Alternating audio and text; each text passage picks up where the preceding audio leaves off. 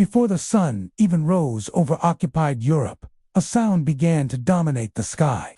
It wasn't the thunder of a storm, but the deep, relentless roar of dozens of engines cutting through the frozen air of dawn. For those on the ground, that sound meant only one thing: hell was coming from above. For those inside the aircraft, it meant facing one of the most dangerous missions in the history of aviation. This is where the legend of the B-17 Flying Fortress began, the aircraft that transformed strategic bombing into a decisive weapon and forever changed how war would be fought in the skies.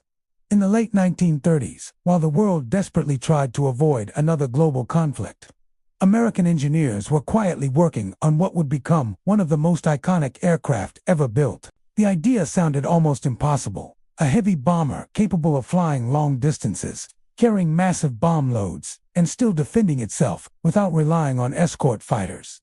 Boeing believed in that vision and brought the B-17 to life, large, rugged, and seemingly indestructible. Its name, Flying Fortress, was not marketing hype. It was a literal description. With machine guns pointing in nearly every direction, it turned the air around the aircraft into a deadly sphere for any enemy fighter that dared to approach.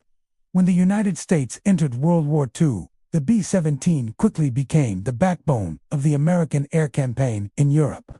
The strategy was clear and deeply controversial: daylight precision bombing of enemy industrial targets. Factories, refineries, railways, and production centers were to be destroyed with accuracy rather than the area bombing preferred by the British in their nighttime raids. This approach exposed American bombers to intense anti-aircraft fire and relentless attacks from German fighters, turning every single mission into a deadly gamble. Yet the B-17 had been designed for exactly this role. It flew at high altitudes, often beyond the reach of many flak guns, and maintained tight formations that created an almost impenetrable wall of defensive fire. A formation of B-17s could unleash a devastating amount of firepower, making a direct assault a suicidal proposition for enemy pilots. Inside the aircraft, however, reality was unforgiving. Missions lasted for hours, flying at extreme altitudes where the cold was so intense it could kill a man within minutes. Crews flew in unpressurized cabins, breathing through oxygen masks while temperatures dropped far below freezing. Frostbite was a constant threat, and a single mistake, a piece of shrapnel in the wrong place, or a failure in the oxygen system, could be fatal. And still, young men, many of them barely in their early 20s, climbed back into those aircraft day after day. They trusted the machine, but more than that, they trusted each other. Every B-17 depended on a perfectly synchronized 10-man crew, where each role, from the pilot to the bombardier to the tail gunner, could mean the difference between returning home or never coming back. What truly turned the B-17 into a legend was its almost supernatural ability to survive damage. Stories began to circulate, backed by astonishing photographs, of aircraft returning to base with large sections of their fuselage torn away, engines destroyed, and massive holes in their wings, and still managing to land. Some flew home on only 2 of their 4 engines. Others barely had a tail left intact. These battered aircraft became powerful symbols of resilience, fueling the confidence of crews preparing for their next mission into enemy territory. The B-17 was no longer just an airplane. It felt as if it fought alongside the men inside it, a living, breathing part of the crew that refused to give up. As the war progressed, the enemy adapted. German fighters like the Focke-Wulf 190 and the Messerschmitt Bf 109 became faster and more lethal, and anti-aircraft defenses grew increasingly accurate.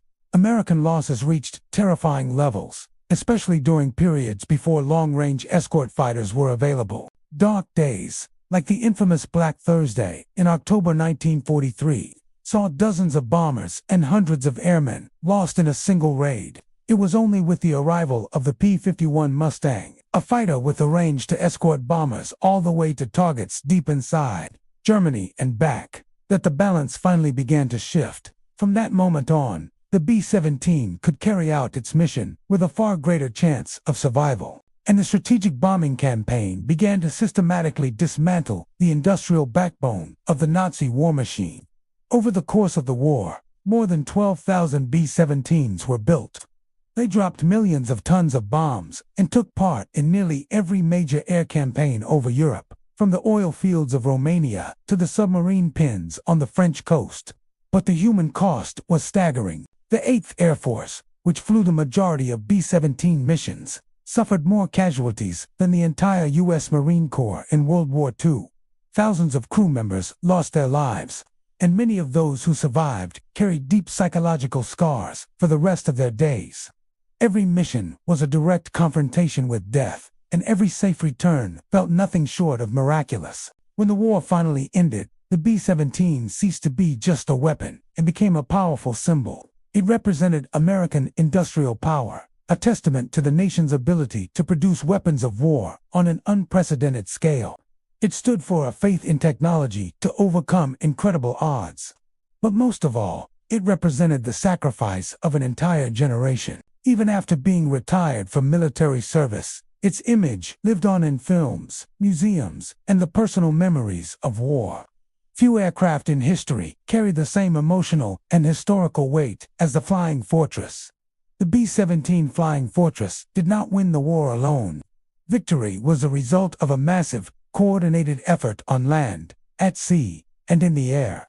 But without it, the air war over Europe would have looked very different. It proved that control of the skies could decide battles before soldiers ever set foot on the ground. More than just metal and engines, it was a machine built on courage, endurance, and human sacrifice.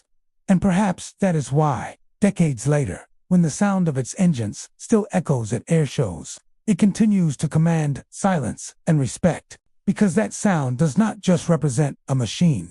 It represents an era when ordinary men were asked to face the impossible, flying straight into the heart of war. Thanks for watching, and if you enjoyed this look into history, be sure to subscribe for more.